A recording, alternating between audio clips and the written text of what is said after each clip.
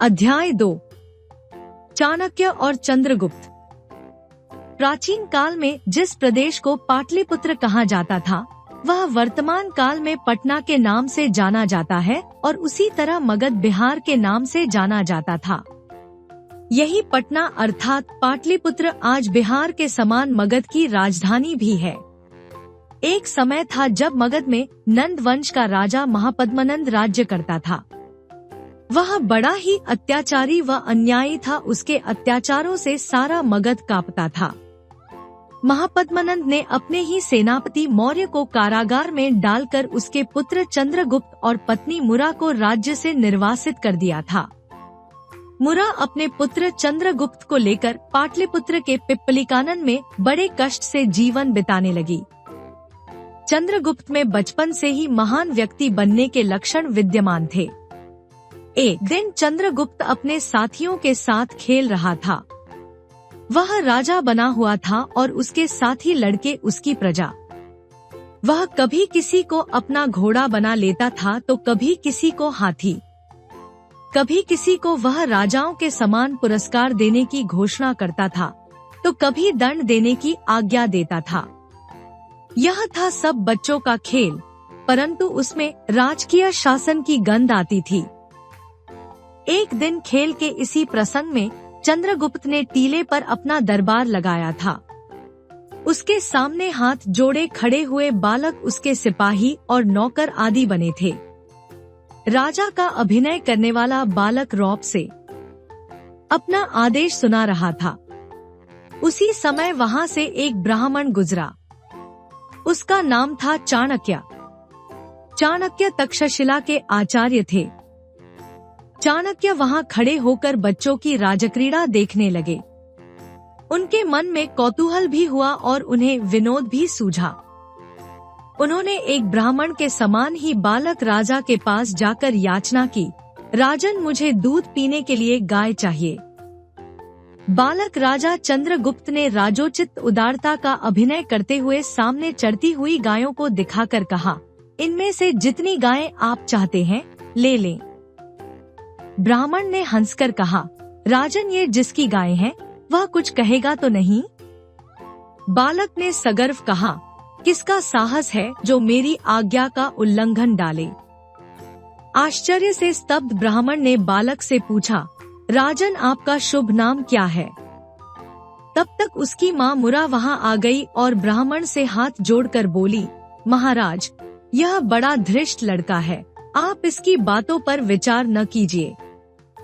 बालक की माँ से बातचीत करते हुए चाणक्य को पता चला कि बालक का नाम चंद्रगुप्त है। वह नंद के उस सेनापति का पुत्र है जिसे नंद ने विद्रोही कहकर जेल में बंद कर दिया है। चाणक्य ने मुरा से कहा, चिंता की कोई बात नहीं, तुम नंद के दरबार जाकर उनसे प्रार्थना करो कि इसके बालक को तक्षशिला विश्वविद्यालय में पढ़ने के लिए भेज दें। उन दिनों तक्षशिला विद्या का बहुत बड़ा केंद्र था।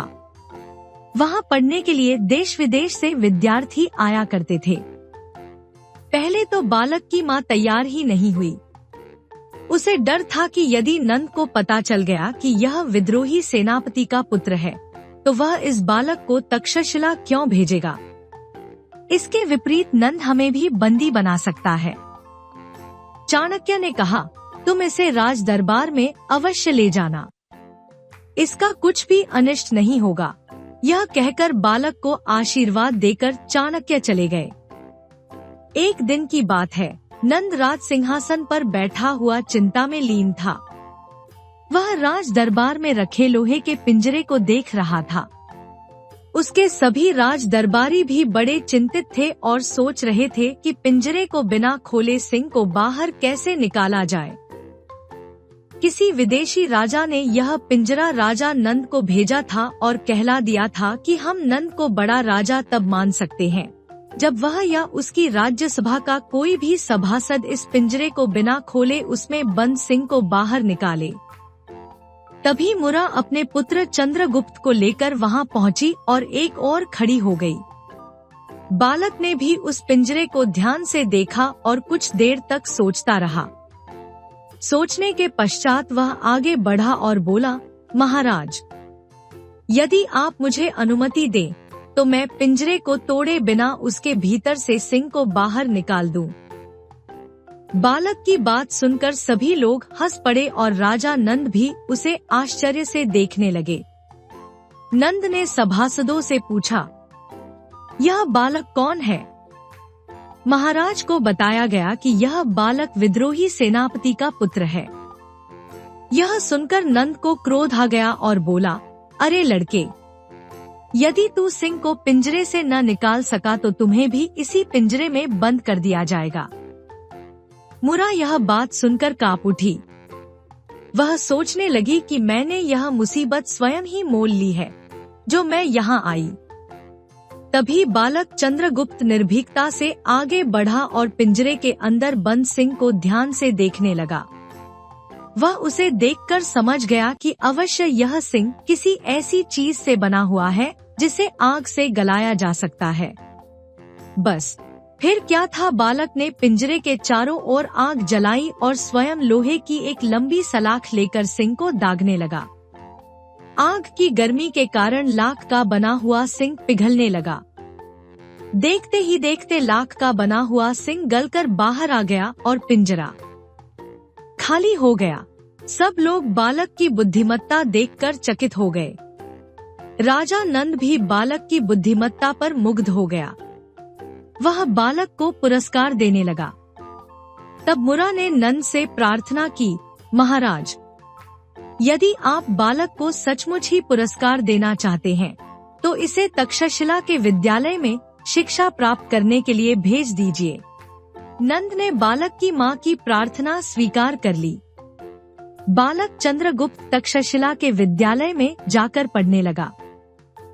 चाणक्य की छत्रछाया में वह कुछ ही समय में राजनीति शास्त्र में अत्यंत निपुण हो गया। यही बालक आगे चलकर ब्राह्मण चाणक्य की सहायता से मगध की राजगद्दी पर बैठा तथा चंद्रगुप्त मौर्य के नाम से प्रसिद्ध हुआ। शब्दार्थ, वर्ड मीनिंग, अनिष्ट, हानि, लॉस। विद्यमान, मौजूद, एग्जिस्टिंग। धृष्ट, ढीठ, इंडिसेंट। स्तब्ध, स्थिर, फिक्स्ड।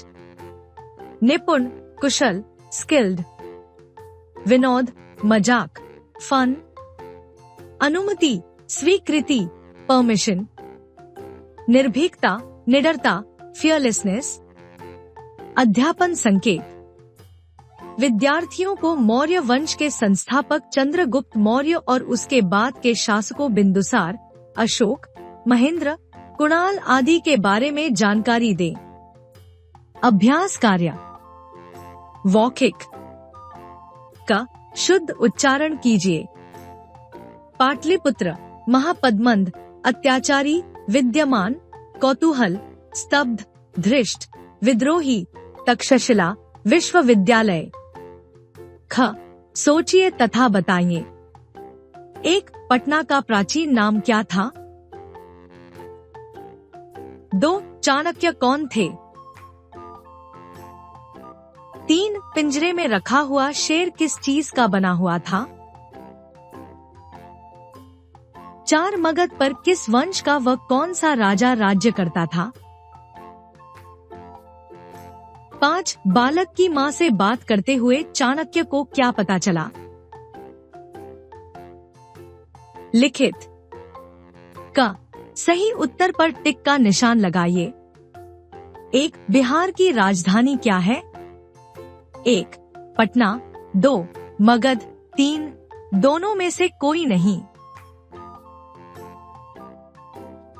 2. चंद्रगुप्त किसका पुत्र था? 1. राजा महापद्मनंद का। 2.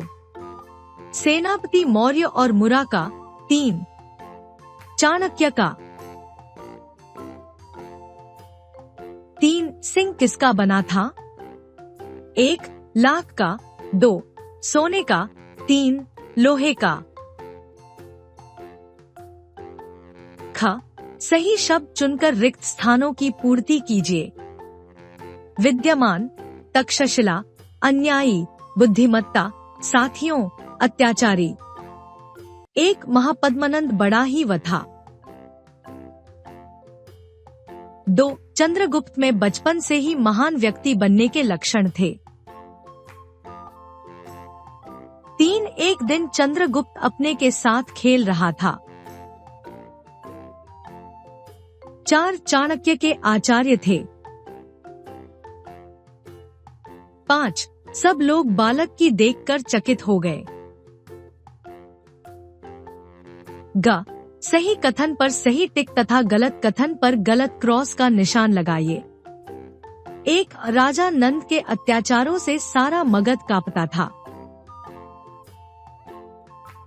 2. मौर्य तक्षशिला के आचार्य थे। 3. बालक की बात सुनकर सभी लोग क्रोधित हो गए। 4. अंत में राजा नंद ने बालक को सजा दी। घ. नए शब्द बनाइए। 1. स्कार। 2. देश। 3. सिद्ध। 4. कृति। निम्नलिखित प्रश्नों के उत्तर दीजिए। 1. राजा नंद ने किसे और क्यों निर्वासित किया? 2. चाणक्य ने बच्चों की राजक्रीड़ा देखकर क्या कहा? 3. चंद्रगुप्त के महान गुणों के बारे में चाणक्य को कैसे पता चला? 4. पिंजरे में बंद सिंह को देखकर चंद्रगुप्त ने क्या कहा? 5. चंद्रगुप्त मगध का राजा कैसे बना? भाषा की बात। का. निम्नलिखित शब्दों के पर्यायवाची शब्द लिखिए। 1. राजा। 2. जल। 3. पर्वत। 4. कमल। 5. वृक्ष। 6. पुत्र। ख. निम्नलिखित शब्दों के विलोम शब्द लिखिए। 1. विद्वान। 2. श्रेष्ठ। 3. अन्याय। 4. अस्थिर। 5. बालक। 6. कष्ट।